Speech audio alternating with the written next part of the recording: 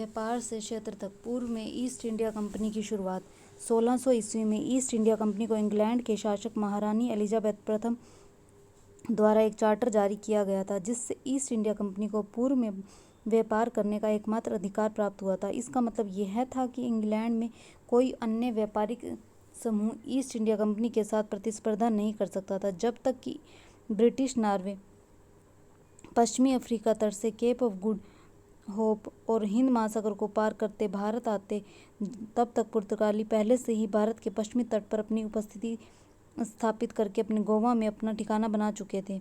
वास्तव में यह एक पुर्तगाली खोजकर्ता वास्को डी गामा था, जिसने 1498 में भारत के लिए से समुद्री मार्ग की खोज की थी। 17वीं शताब्दी की शुरुआत तक डच भी हिंद महासागर में व्यापार की संभावनाएं तलाश रहे थे। यूरोप के बाजार में भारत में उत्पादित अच्छी गुणवत्ता वाले कपास और रेशम की मांग काफ़ी अधिक थी। काली मिर्च, लौंग, इलायची, दालचीनी की भी काफ़ी अधिक मांग थी। यूरोपीय कंपनियों के बीच प्रतिस्पर्धा ने इनके द्वारा खरीदे जाने वाली चीज़ों की कीमतों को अनिवार्य रूप से बढ़ा दिया और इससे अर्जित होने वाले मुनाफे में कमी आई थी। भारत के बाजारों को सुरक्षित करने के लिए व्यापारिक कंपनियों के बीच भयंकर लड़ाई होने के अलावा स्थानीय शासकों के साथ काफ़ी टकराव हुआ था। ईस्ट इंडिया कंपनी द्वारा बंगाल में व्यापार की शुरुआत किया जाना। पहला अंग्रेजी कारखाना 1651 में हुगली नदी के तट पर स्थापित किया गया। यह वह ठिकाना था जिसमें कंपनी के व्यापारी, जिन्हें उस समय फैक्ट्री के रूप में जानते थे, 1696 तक इसने बस्ती के चारों ओर एक किले का निर्माण शुरू किया। ऐसा कहा जाता था कि 2 साल बाद ईस्ट इंडिया कंपनी के द्वारा अधिकारियों द्वारा मुगल शासकों को लालच देकर इन 3 गांवों की जमींदारी का अधिकार अपने पास ले लिया गया था। इनमें से एक गांव कालीकत्ता, जो बाद में कोलकाता शहर के रूप में विकसित हुआ, जो शहर आज हमारे बीच में काफ़ी प्रचलित है। इन अधिकारियों ने मुगल बादशाह औरंगजेब को भी राजी कर लिया था कि वह कंपनी को शुल्क मुक्त व्यापार करने का अधिकार देने वाला फरमान जारी करे। व्यापार किस प्रकार लड़ाइयों का कारण बना। 18वीं शताब्दी की शुरुआत में ईस्ट इंडिया कंपनी और बंगाल के नवाबों के बीच टकराव काफ़ी बढ़ चुका था। औरंगजेब की मृत्यु के बाद बंगाल के नवाबों ने अपनी शक्ति और स्वायत्तता का दावा किया था। वही कंपनी अन्य क्षेत्रीय शक्तियाँ प्राप्त कर रही थी। मुर्शिद कुली खां के बाद अलीवर्दी खां फिर सिराजुद्दौला बंगाल के नवाब बने। इनमें से प्रत्येक शासक शक्तिशाली था। इन शासकों ने कंपनी को रियायतें देने से इनकार कर दिया। इन शासकों ने कंपनी को व्यापारिक अधिकार के लिए बड़ी राजकर नजारत की मांग की थी। कंपनी को टकसाल के सिक्कों के अधिकार से वंचित कर दिया था। साथ ही कंपनी को लगातार अपना क्षेत्रीय विस्तार करने पर प्रतिबंध लगा दिया था। कंपनी ने अपनी ओर से घोषणा की थी कि स्थानीय शासकों की अन्यायपूर्ण मांगें काफ़ी कंपनी के व्यापार को बर्बाद कर रही थी। कंपनी का तर्क था कि यदि शासकों द्वारा कर को हटा दिया जाए तो कंपनी का व्यापार काफ़ी अधिक हो जाएगा। वहीं कंपनी के अधिकारियों को इस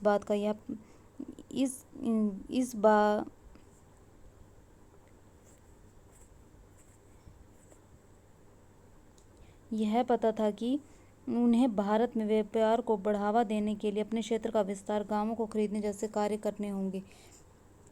इन आपसी विवादों ने दोनों पक्षों के बीच युद्ध को जन्म दिया। अंत में यह विवाद प्लासी के प्रसिद्ध युद्ध के रूप में सामने आया था। प्लासी का युद्ध 1756 में जब अलीवर्दी खां की मृत्यु हुई तो सिराजुद्दौला बंगाल का नवाब बना। कंपनी सिराजुद्दौला की सैन्य शक्तियों को लेकर चिंतित थी। वहीं कंपनी के अधिकारी एक कठपुतली शासक चाहते थे, जिससे वे शासक कंपनी के व्यापारिक कार्यों में रियासतें व अन्य विशेषाधिकार प्रदान करेगा। अतः कंपनी ने सिराजुद्दौला के प्रतिद्वंदियों में से एक को बंगाल का नवाब बनाने में मदद की। हालांकि अंग्रेजों को इसमें सफलता नहीं मिल पाई। इससे क्रोधित सिराजुद्दौला ने कंपनी से अपने प्रभुत्व के राजनीतिक मामलों में दखल देने पर प्रतिबंध और बकाये राजस्व का भुगतान करने का आदेश दिया। दोनों पक्षों के बीच वार्ता विफल होने के बाद नवाब ने 30,000 सैनिकों के साथ कासिम बाजार में अंग्रेजी फैक्ट्री की ओर कूच किया। इस दौरान कंपनी के अधिकारियों को गिरफ्तार करके वहां तालाबंदी कर दी गई। इस दौरान सभी अंग्रेजों का अधिकार छीनने के साथ साथ अंग्रेजों के जहाज़ों के आवागमन पर को रोक दिया गया था। 1757 में रॉबर्ट क्लाइव ने प्लासी में सिराजुद्दौला के खिलाफ ईस्ट इंडिया कंपनी की सेना का नेतृत्व किया था। नवाब की हार का मुख्य कारण यह था कि सिराजुद्दौला के सेनापतियों में एक मीर जाफर के नेतृत्व वाली सेना ने कभी युद्ध नहीं लड़ा था।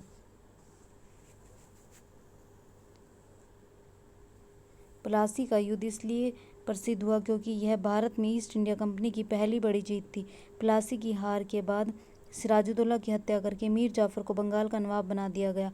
कंपनी अभी भी प्रशासन की जिम्मेदारी लेने को तैयार नहीं थी। इसका प्रमुख उद्देश्य व्यापार का विस्तार करना था। कठपुतली नवाब हमेशा उतने सहायक नहीं होते थे जितना कंपनी चाहती थी। बाद में नवाब मीर जाफर ने कंपनी के फैसले का विरोध करना शुरू किया तो उसे अपदस्थ करके उसके स्थान पर मीर कासिम को बंगाल का अगला नवाब घोषित किया गया।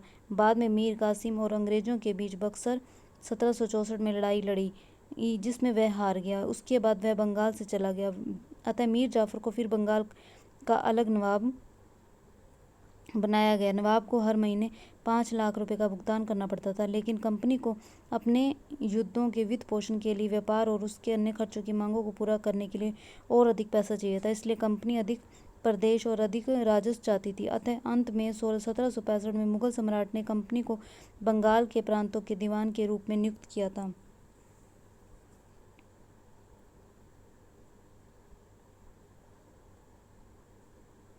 दीवानी ने कंपनी को बंगाल के विशाल राजस्व संसाधनों का उपयोग करने की अनुमति दी थी। अब भारत का राजस्व कंपनी के खर्चों पर पूरा कर सकता था। इस राजस्व का उपयोग भारत में सस्ती और रेशमी वस्त्र खरीदने, कंपनी के सैनिकों को बनाए रखने, कलकत्ता में कंपनी के कारखानों के निर्माण की लागत को पूरा करने के लिए किया जाता था।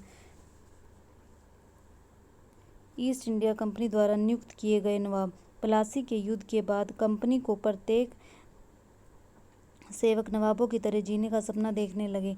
रॉबर्ट क्लाइव ने खुद भारत में कई संपत्तियां अर्जित की थी। वह 1743 में 18 साल की उम्र में इंग्लैंड से मद्रास आया था। 1767 में जब उसने भारत छोड़ा तो उसके पास भारत में 102 पाउंड की संपत्ति थी।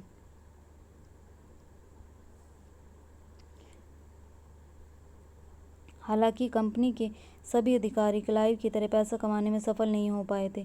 जो लोग भारत से धन लूटने में कामयाब रहे, उन्होंने अपने देश वापस जाकर शानदार जीवन व्यतीत किया था। उन्हें वहाँ नवाब कहा जाता था। जो भारतीय नवाब शब्द नवाब का अंग्रेजी संस्करण बन गया था। उन्हें अक्सर ब्रिटिश समाज में नव प्रवर्तक और सामाजिक हैसियत से में बेहतर रूप से देखा जाता था। कंपनी के शासन का विस्तार। कंपनी ने शायद ही कभी किसी अज्ञात क्षेत्र पर सीधा सैन्य हमला किया होगा।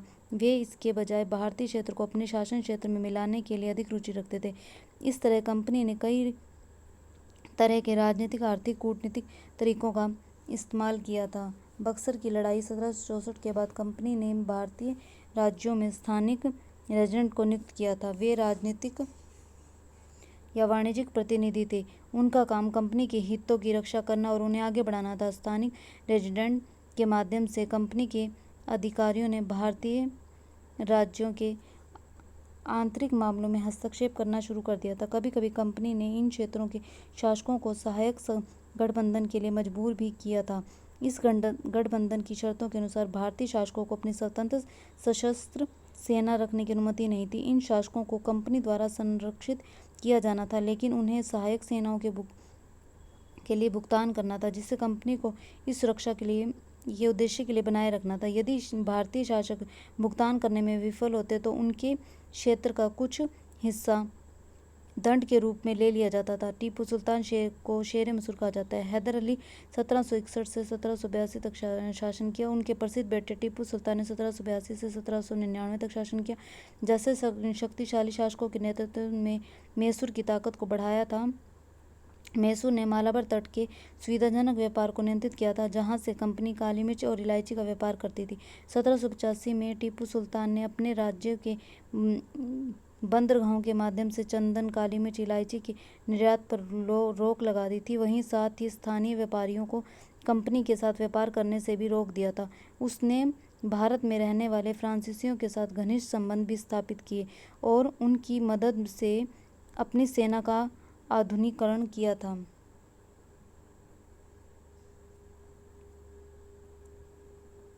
इस प्रयास से अंग्रेज काफ़ी बढ़ गए थे। अंग्रेजों ने हैदर और टीपू को एक महत्वाकांक्षी और अहंकारी शासक के रूप में देखा था। अंग्रेजों के साथ मैसूर में 4 युद्ध लड़े गए थे। 1767, 67, 69, 1780 से 84, 1719 से 92, 99।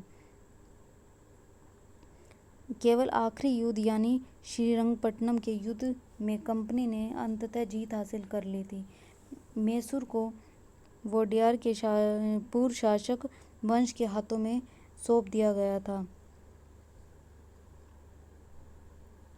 मराठों से युद्ध 1761 में पानीपत की तीसरी लड़ाई में उनकी हार के साथ मराठों का दिल्ली से शासन करने का सपना चकनाचूर हो गया था। वे सिंधिया, होलकर, गायकवाड़ और भोंसले जैसे राजवंशों से संबंधित विभिन्न प्रमुख सरदारों के नेतृत्व में कई राज्यों में विभाजित हो गए थे।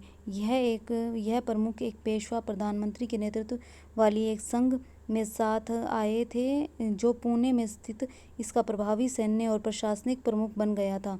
महाजी सिंधिया और नाना फडणवीस 18वीं शताब्दी के उत्तरार्ध के 2 प्रसिद्ध मराठा सैनिक और राजनीतिज्ञ थे। एक के बाद एक कई युद्धों ने मराठों को कमजोर कर दिया। 1782 में साला बाई की संधि के साथ समाप्त हुए पहले युद्ध में कोई विजेता नहीं रहा था।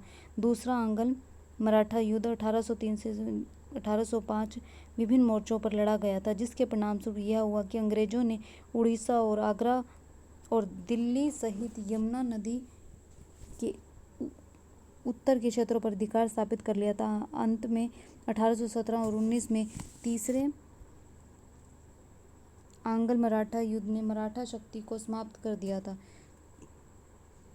लॉर्ड हेस्टिंग्स 1813 से 1823 तक गवर्नर जनरल के नेतृत्व में सर्वोच्चता की एक नई नीति की शुरुआत की गई, जिसके बाद कंपनी ने दावा करना शुरू कर दिया कि उसकी सत्ता सर्वोपरि सर्वोच्च है, इसलिए उसकी शक्ति भारतीय राज्यों से अधिक थी। वो अपने हितों की रक्षा के लिए किसी भी भारतीय राज्य का अधिग्रहण करने की धमकी देना कंपनी की नज़र में उचित था। यह विचार बाद की ब्रिटिश नीतियों में भी स्पष्ट रूप से दिखाई देता रहा। हालांकि बाद में इन प्रक्रियाओं को अन्य शासकों से काफ़ी चुनौतियां मिली। उदाहरण के लिए, जब अंग्रेजों ने कित्तूर अचानक कर्नाटक में छोटे से राज्य पर कब्जा करने की कोशिश की तो रानी चिन्नम्मा ने इसका विरोध किया। इसके चलते युद्ध हुआ और उन्हें 1824 में गिरफ्तार कर लिया गया। 1829 में जेल में उनकी मृत्यु हो गई। कंपनी ने 1838 और 1842 के बीच अफगानिस्तान के साथ एक लंबी लड़ाई लड़ी और वहां एक अप्रत्यक्ष रूप से कंपनी का शासन स्थापित किया। कंपनी ने 1843 में सिंध पर अधिकार स्थापित कर लिया था। इसका अगला क्रम पंजाब था, लेकिन महाराजा रणजीत सिंह ने अंग्रेजों को वहां नहीं आने दिया था। लेकिन 1839 में उनकी मृत्यु के बाद सिखों ने अंग्रेजों के साथ भीषण युद्ध लड़े थे, लेकिन अंततः 1849 में कंपनी ने पंजाब पर अपना कब्जा कर लिया था। वर्गों का सिद्धांत, विलय नीति 1848 से 1856 तक गवर्नर जनरल रहे लॉर्ड डलहौजी के शासनकाल काफ़ी क्षेत्रों का अधिग्रहण किया गया था। उन्होंने एक ऐसी नीति को अपनाया जिसे विलय नीति या व्यपगत का सिद्धांत, डॉक्ट्रिन ऑफ लैप्स के नाम से जाना जाता था। इस सिद्धांत में यह घोषणा की गई कि यदि कोई भारतीय शासक बिना किसी पुरुष उत्तराधिकारी के मर जाता है तो उसका राज्य व्यपगत हो जाएगा और अर्थात कंपनी के क्षेत्र में का हिस्सा बन जाएगा। इस सिद्धांत को लागू करने के बाद एक कई रियासतों सतारा, संबलपुर, उदयपुर, नागपुर, झांसी पर कब्जा कर लिया गया था। अंततः 1856 में कंपनी ने अवध पर अधिकार कर लिया था। एक नए प्रशासन की स्थापना, वारेन हेस्टिंग ने 1773 से 1785 तक गवर्नर जनरल कई महत्वपूर्ण व्यक्तियों में से एक था, जिसने कंपनी की शक्ति के विस्तार में महत्वपूर्ण भूमिका निभाई।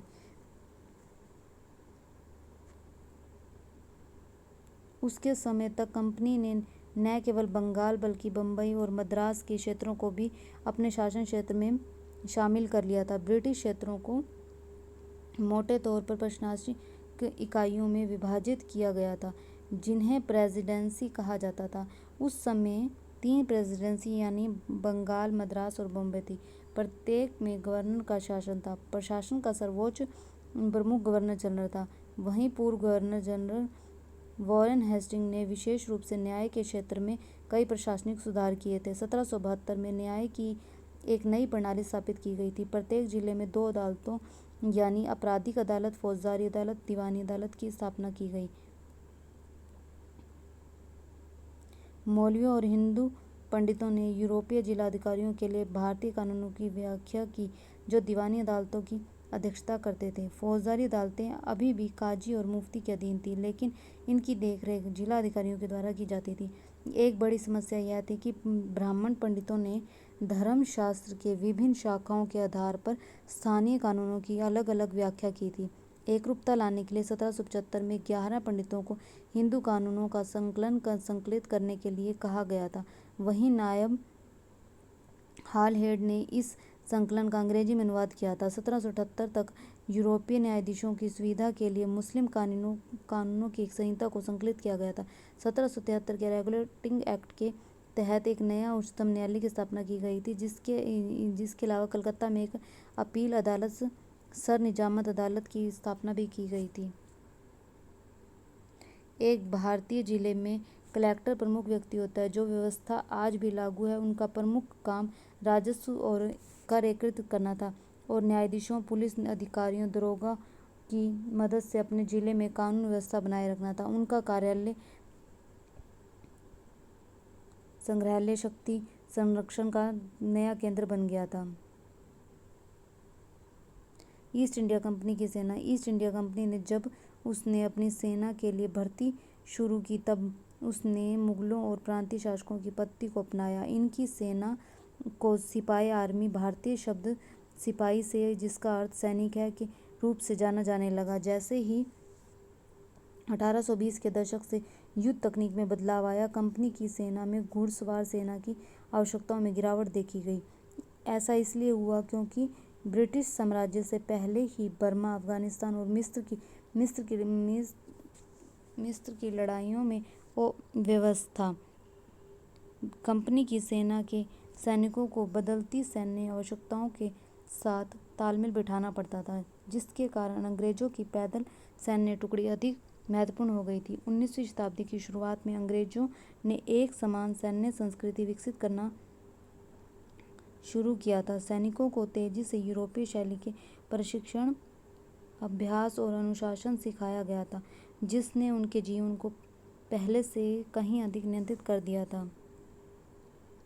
इसमें अक्सर समस्याएं पैदा हुई। ऐसा इसलिए हुआ क्योंकि पेशेवर सैनिकों की एक सेना के निर्माण में जाति और समुदायों की भावनाओं को नज़रअंदाज किया गया था। काजी एक न्यायाधीश होता है। मुफ्ती मुस्लिम समुदाय का एक विधिवेत्ता होता है, जो काजी द्वारा संचालित कानूनों की व्याख्या करने के लिए जिम्मेदार होता है।